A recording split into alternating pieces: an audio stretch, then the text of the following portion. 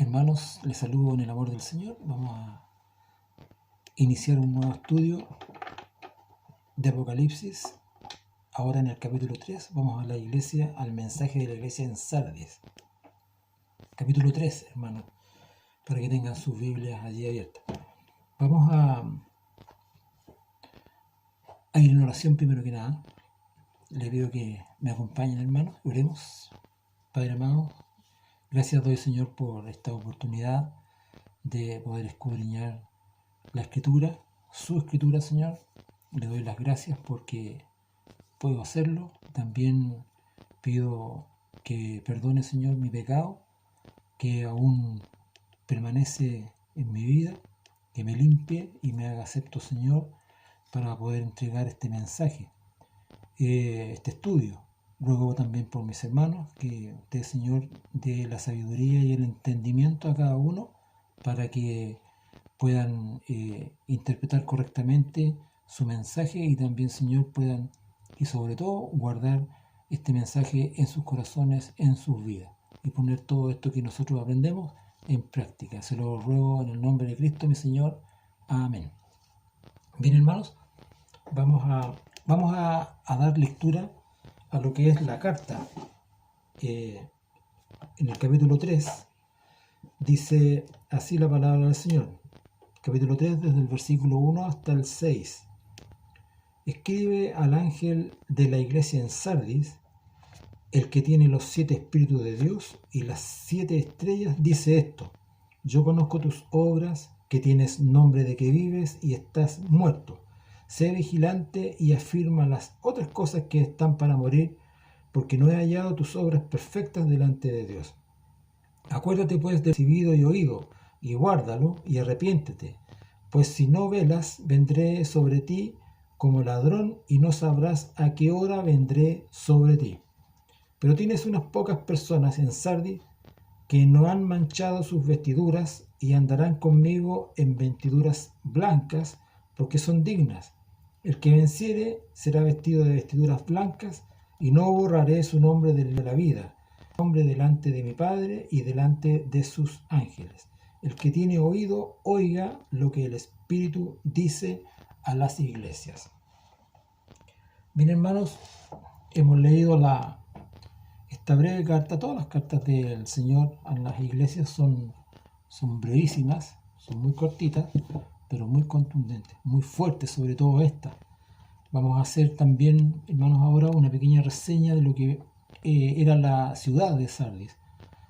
Más de 600 años antes de que se escribiera esta carta, Sardis había sido la capital del reino de Lidia, siendo una de las mayores ciudades del mundo antiguo. Además, la estratégica posición que ocupaba le había convertido en una activa ciudad comercial. A lo que hay que añadir también las enormes cantidades de oro que se extraían del cercano río Pactulos.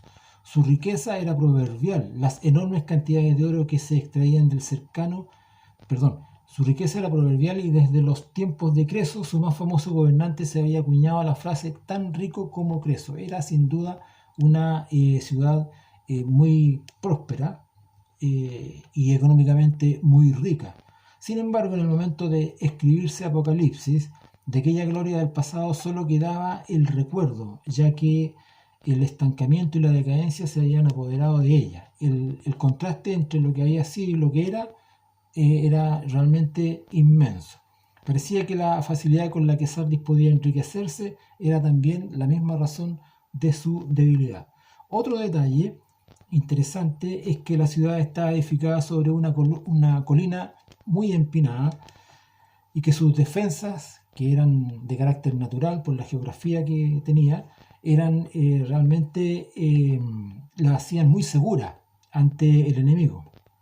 Sin embargo, fue capturada por Ciro y también por Antíoco, y curiosamente en ambas ocasiones esto fue posible porque sus pobladores fueron sorprendidos por sus enemigos al estar excesivamente confiados. La confianza, el exceso de confianza fue su peor enemigo. Y por esa misma razón era objeto de burla de otras ciudades. En cuanto a su religión, En Sardis se daba culto a Artemisa, una diosa pagana asociada con la fertilidad y la caza. De su templo quedan algunas ruinas que nos permiten hacernos una idea de sus colosales dimensiones. Eran constructores por excelencia, tenían una, una gran tecnología para edificar tremendos templos. También había aquí, y esto es importante, una importante comunidad judía que, a diferencia de lo que sucedía en Esmirna y Filadelfia, no parecía molestar a los creyentes. Como habíamos visto anteriormente, en Esmirna uno de los grandes obstáculos o digamos la hostilidad mayor era la que provenía de los mismos judíos que vivían en aquellas ciudades. Bueno, aquí el Señor, en la carta ya, se presenta como el que tiene los 7 espíritus en el versículo 1 y las 7 estrellas. El que tiene los 7 espíritus y las 7 estrellas dice esto, dice el Señor. Cuando el Señor se presenta aquí como el que tiene los 7 espíritus, seguramente podríamos darnos la idea de que el Señor nos está hablando acerca de que Él es el que tiene el poder espiritual y que es lo que realmente nosotros o las iglesias necesitan, y que justamente esta iglesia Sardis era lo que necesitaba, espiritualidad. Y esto nos recuerda a nosotros mismos también, hermanos, que como creyentes y como iglesia no nos debemos confiar o pensar que nuestra espiritualidad depende de nosotros mismos, o que la mantención de nuestra espiritualidad y mucho menos el progreso dependa de nosotros. Nosotros dependemos del Señor a través del Espíritu Santo. Y las 7 iglesias, el Señor también se presenta al que tiene las 7 iglesias, es porque Él está, las 7 estrellas, perdón, es porque Él está, digamos, como es el que tiene el control de las estrellas. ¿Quiénes son las estrellas? De acuerdo a lo que hablábamos, los ángeles, los mensajeros de las iglesias, lo que nos hace suponer que pueden ser también, como lo hemos dicho anteriormente, y lo más seguro, los pastores de cada una de las iglesias.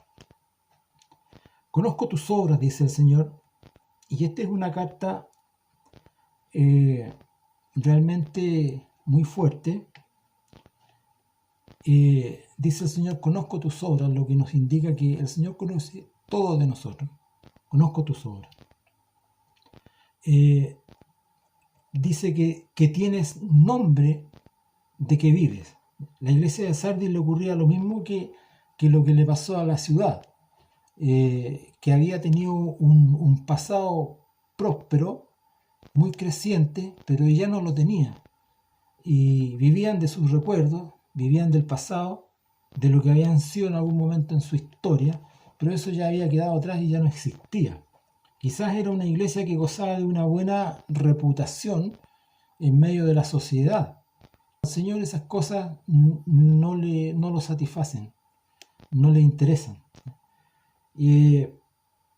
Tampoco podríamos decir que tuvieran cultos desordenados o que no correspondieran. Al contrario, podríamos pensar que sí tenían cultos bien asistidos, una buena membresía, una buena cantidad de hermanos allí reunidos, la música, en fin, todo lo que se estuviera haciendo fuera tal vez de muy alto nivel, de muy buen nivel. Sin embargo, allí faltaba algo esencial, que era la espiritualidad. Al final no había espiritualidad en esa iglesia, puesto que el Señor dice más adelante, pero estás muerto. Qué terrible, hermano, es que usted piense que con la forma o la vida que está llevando está agradando al Señor, y sin embargo encontrarse con esta frase que le diga el Señor a usted o a su iglesia, y a esa iglesia en particular en aquel tiempo, pero estás muerto. O sea, todo eso que acabamos anteriormente de mencionar que la iglesia estaba activando, sin embargo no estaba conforme a la voluntad de Dios. Está lejos de la voluntad de Dios, puesto que el Señor le dice, pero estás muerto.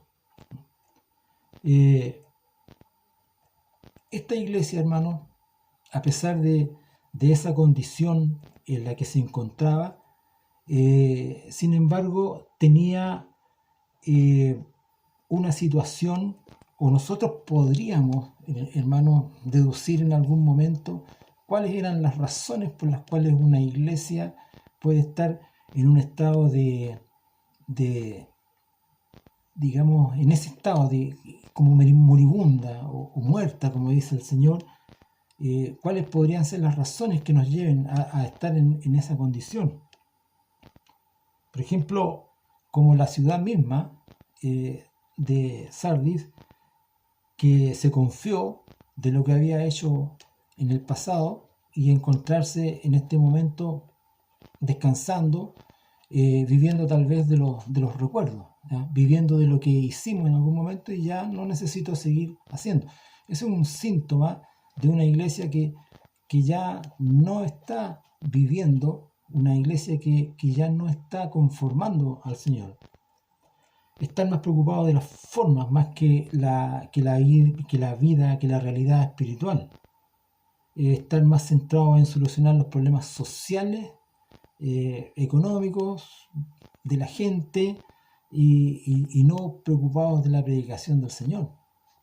La iglesia ha sido llamada para predicar el Evangelio de Jesucristo, y no para preocuparse de la situación social y económica de las personas. Tal vez, como consecuencia de la enseñanza del Evangelio, esas cosas puedan tener una corrección, una ayuda, e ir además en ayuda de eso, pero lo primordial es la predicación del Evangelio. Entonces muchas iglesias empiezan a preocuparse de ese aspecto más que de lo que realmente el Señor quiere para su iglesia. Están más atentos a lo que los hombres piensan de nosotros o de nuestra iglesia, más que preocupados de lo que el Señor piense de nosotros o de nuestra iglesia. Hacer más énfasis en la denominación más que en la palabra, o sea, más preocupados del letrero, ajustarse a lo que nuestro letrero dice, más que a la predicación. Todas esas cosas y muchas otras más, hermanos, son algunas deducciones que hacen que una iglesia esté de caer en este estado de ser una iglesia moribunda o una iglesia que esté muerta, como dice el Señor. Son algunos aspectos a estar atentos entonces. Pero sin embargo, y a pesar de que esta iglesia estaba pasando por esa situación y el Señor la había calificado de una iglesia muerta, dices estar vivo pero estás muerto. Sin embargo, allí se encontraba un pequeño grupo, un pequeño remanente de hermanos. Dicen los versículos 2 y 3, sé vigilante y afirma las otras cosas que están para morir. O sea, habían algunas cosas que aún estaban como en la posibilidad de ser salvadas, de ser rescatadas, porque no he hallado tus obras perfectas delante de Dios. Acuérdate pues de lo que has recibido y oído, y guárdalo. Acuérdese, hermano, de lo que usted recibió en algún momento cuando usted se convirtió al Señor, cuando usted creyó en el Señor. Algo recibió. ¿Qué fue lo que recibió? Una acogida, quizás. Yo me recuerdo cuando recibí al Señor, tuve una gran acogida dentro de una iglesia, muchos hermanos, mucha alegría, mucha felicidad por lo que uno había decidido. Acuérdate de esas cosas, ¿ya? En esos tiempos, de lo que has recibido y lo que has oído, la palabra del Señor, la palabra sana, la palabra apegada a la Escritura, ¿ya? La palabra correcta. Acuérdate de lo que has recibido y oído y guárdalo. Eso es lo importante de lo que dice el Señor. Si no velas, vendré sobre ti como ladrones. Dice el apóstol Pedro, sed sobrios y velad, porque vuestro adversario, el diablo, como león rugiente, anda alrededor buscando a quien devorar. Hay que estar atento, hermano. Satanás está ahí, pendiente de cada detalle, hermano, pendiente de cada debilidad nuestra. Satanás está ahí esperando para devorarnos, dice el apóstol Pedro, en 1 de Pedro 5:8, si usted lo quiere ver. Afirma, dice, las otras cosas que están para morir. Como decíamos, habían otras cosas que estaban para morir, pero podrían terminarse, apagarse definitivamente. Y en aquella iglesia había algunos auténticos creyentes, pero aún estos corrían el peligro también de languidecer, de ser asfixiados por los demás. Y en esta situación no podían ser indiferentes o dejarse llevar por la corriente.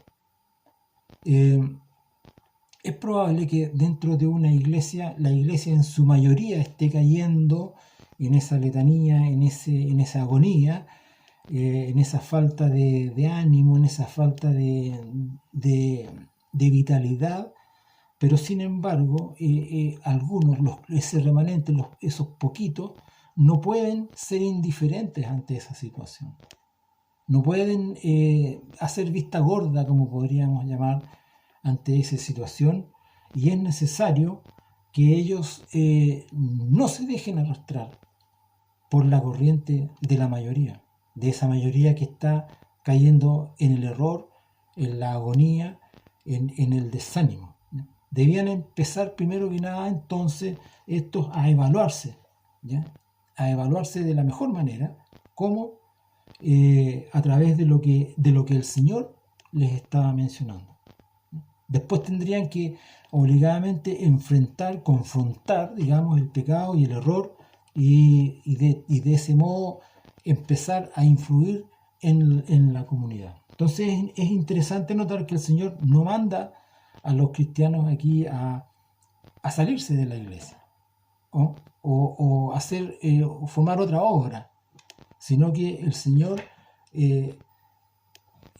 dice aquí a este pequeño grupo de creyentes a potenciarse, ¿ya? A recuperarse y no dejarse enlodar por lo que los demás miembros de la iglesia estaban cayendo.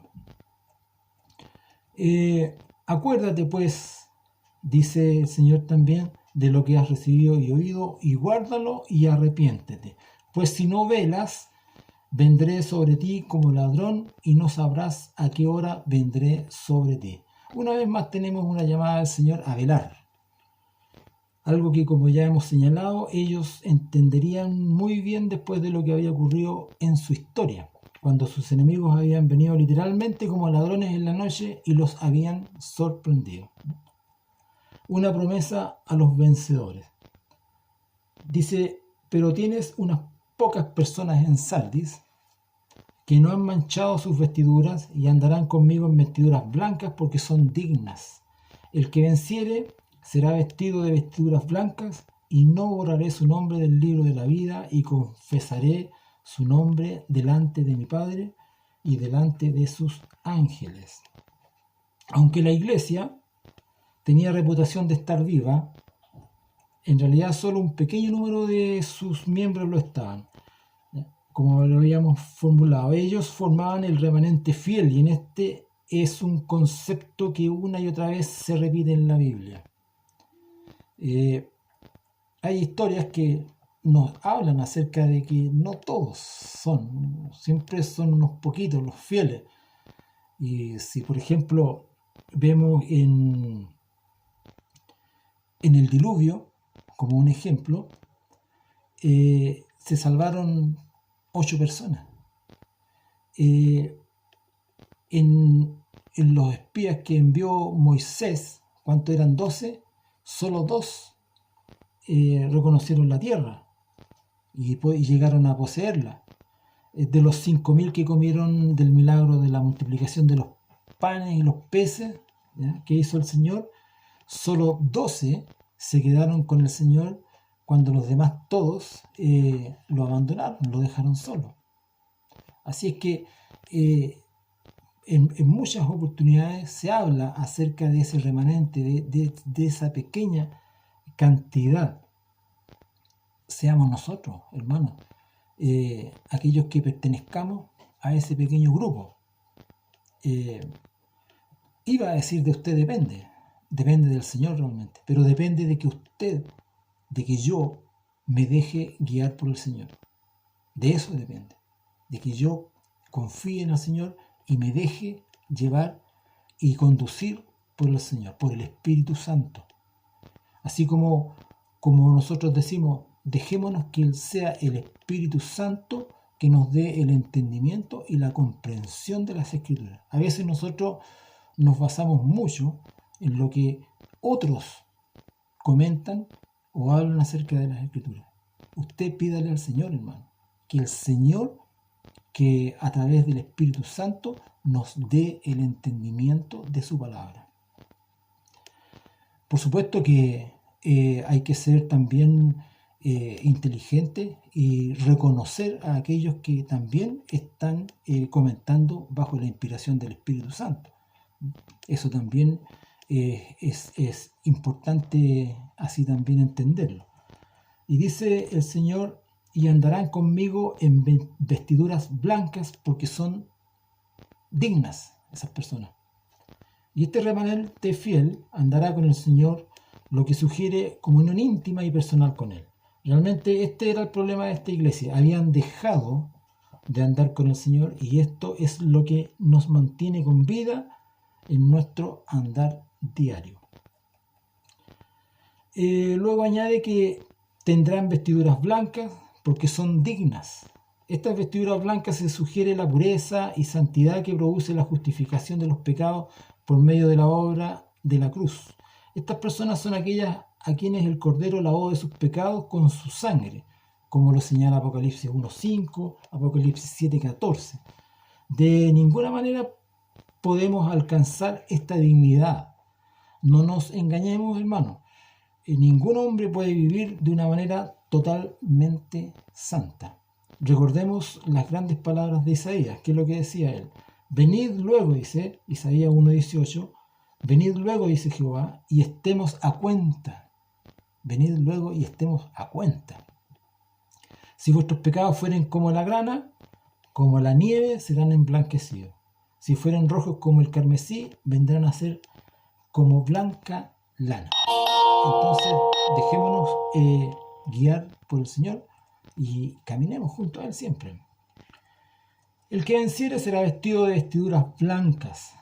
El Señor sigue hablando del remanente fiel y aquellos verdaderos creyentes que estaban dentro de la iglesia en Sardis, ahora se les describe como vencedores. Y a ellos el Señor les promete que los vestirá con vestiduras blancas. Aquí vemos con mayor claridad lo que decíamos más arriba, que estas vestiduras no son dadas por el Señor y que nos son dadas, que Él nos las dio, no que no son, nos las dio por el Señor y que no la conseguimos por nuestros propios méritos, de ninguna manera. Aquí las vestiduras blancas representan la victoria que el Señor da a los creyentes, que el Señor da a los creyentes. Nunca nos engañemos, hermanos, pensando que por nuestros méritos, nosotros no tenemos mérito, hermano.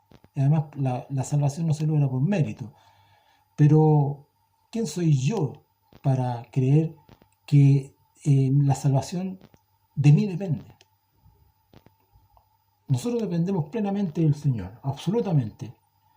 Y cuando el Señor se presente en este mundo para juzgarlo, vendrá rodeado de sus ejércitos celestiales, vestidos de lino finísimo, blanco y limpio, para disfrutar juntamente con Él de su victoria. Un versículo complicado este, hermano. Tenemos pocos minutos. Dice, y no borraré su nombre del libro de la vida. El nombre de los verdaderos creyentes está registrado en el libro de la vida, como todos sabemos. Filipenses 4:3 lo dice. Apocalipsis 13:8, vamos a leer esos versículos, hermano. Apocalipsis 13:8 son muy importantes, toda la escritura es importante.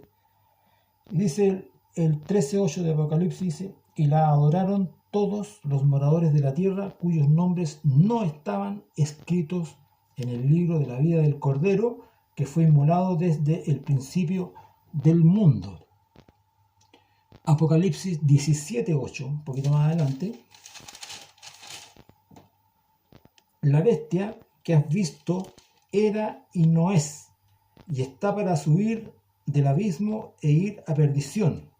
Y los moradores de la tierra, aquellos cuyos nombres no están escritos desde la fundación del mundo en el libro de la vida, se asombrarán viendo la bestia que era y no es y será. Otro más, Apocalipsis 20:12. 20:12. Y dice, y vi a los muertos, grandes y pequeños, de pie ante Dios, y los libros fueron abiertos, y otro libro fue abierto, el cual es el libro de la vida, y fueron juzgados los muertos por las cosas que estaban escritas en los libros según sus obras. Y vamos al último, Apocalipsis 21:27, siguiente página.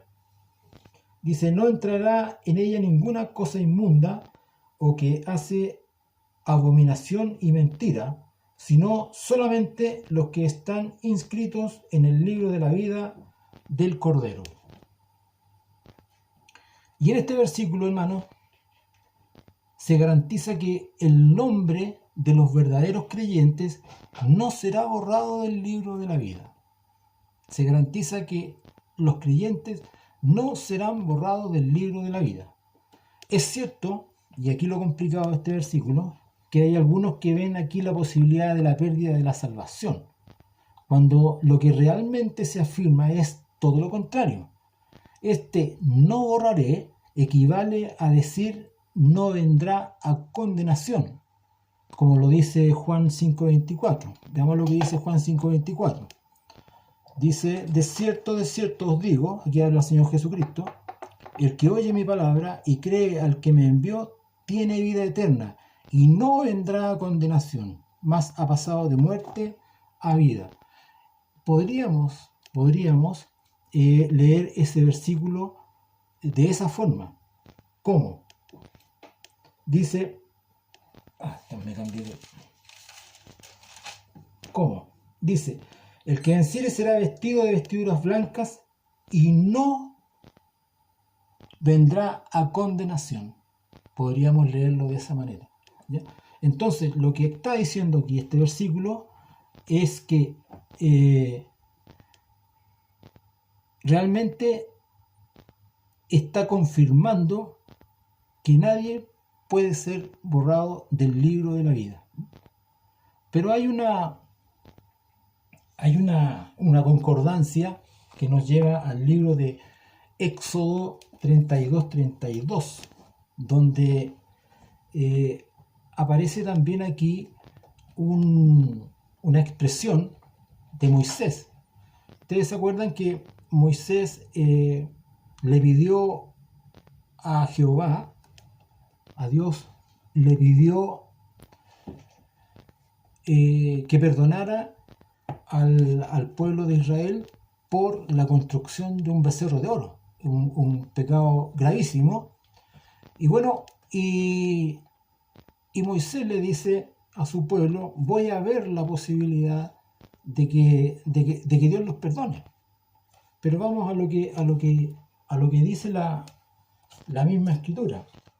Yo aquí tengo en mis manos un interesante libro, un importante libro, que es un comentario al texto hebreo del Antiguo Testamento, un libro muy prestigioso de dos alemanes que se llaman Keil y Delitzsch.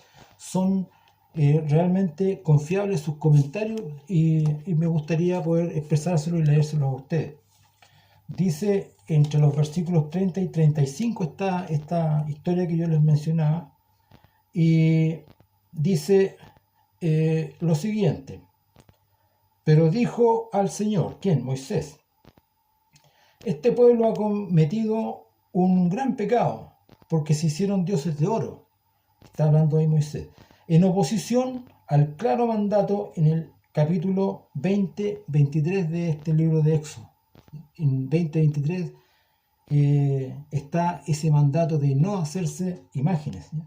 Entonces Moisés le dice al Señor: te ruego que perdones ahora su pecado, y si no, ráeme ahora de tu libro que has escrito.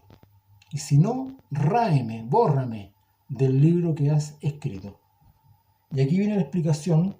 Dice: el libro que Yahvé ha escrito es el libro de la vida o de los vivientes, como lo señala el Salmo 69-68. En el Salmo 69 y 68 se expresan claramente dos libros de la vida.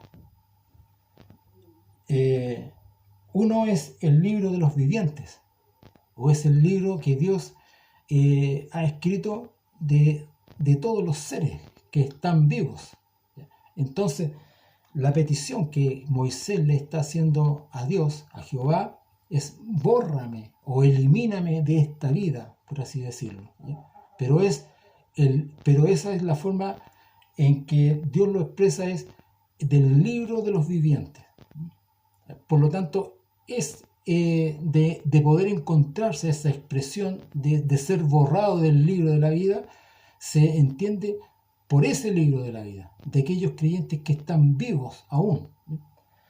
Y dice a continuación: esta expresión está basada en la costumbre de escribir el nombre de los burgueses de un pueblo o país en una lista de burguesía, como estos son reconocidos como nativos del país o ciudadanos de la ciudad, y se les aseguran todos los derechos de la ciudadanía. Ahora, el libro de la vida contiene la lista de los justos, como dice en su segunda parte el Salmo 69-68, y asegura a aquellos cuyos nombres están escritos allí vida eterna delante de Dios. Primero en el reino terrenal de Dios y después también en la vida eterna, de acuerdo con el conocimiento de salvación. Un adelanto: ser borrado ahora, hermano, dice, ser borrado del libro de Yahvé, por lo tanto, es ser cortado con la comunión del Dios viviente o del reino de aquellos que viven delante de Dios. Ser borrado entonces significa ser eliminado de esta vida, dándome la muerte en esta vida. Como verdadero mediador de su pueblo, Moisés estaba dispuesto entonces a sacrificar su propia vida por la liberación de la nación. Es un tema complicado, hermano. Es un tema de estos pocos minutos. Es muy difícil poder expresar todo eso. Tal vez en algún momento hagamos un estudio más detallado sobre eso. Pero la seguridad de salvación, hermano, está expresada en muchas partes de la Biblia, y no hay motivo alguno para pensar que la salvación en algún caso podría estar en peligro. Hay absoluta seguridad de aquello. Y finalmente, hermano, el Señor, podemos ver acá que hay otros versículos que nos recuerdan estas cosas, porque el Señor dice: y confesaré su nombre delante de mi Padre y delante de sus ángeles, a todo aquel que venciere. Y eso es muy hermoso, confesar el nombre de uno delante de Dios. Es como, guardando todo tipo de proporción, es como cuando su jefe le presente a usted ante el gerente de la empresa o ante otra empresa: mire, aquí yo le voy a presentar a mi mejor trabajador, él cumple con todas sus tareas, él, bueno, es fiel, es de confianza y es una gran persona. ¿Ya? Qué maravilloso sería, hermanos, entonces, que el Señor así también nos presente delante el Padre, ¿ya? Como un hermano fiel y verdadero. Hermoso, ¿verdad? Y también el final dice: el que tiene oído, oiga lo que el Espíritu dice a la iglesia. Una frase muy recurrente que es parte de todas las cartas. El que tiene oído, oiga lo que el Espíritu dice a las iglesias. Y eso nos lleva a estar pendientes de que es necesario siempre estar recurriendo a la palabra del Señor, a oír la palabra del Señor, y a estar en alerta, como lo dice el Señor aquí en este último versículo. Hermanos, que el Señor les bendiga, y para Él sea toda honra y toda gloria.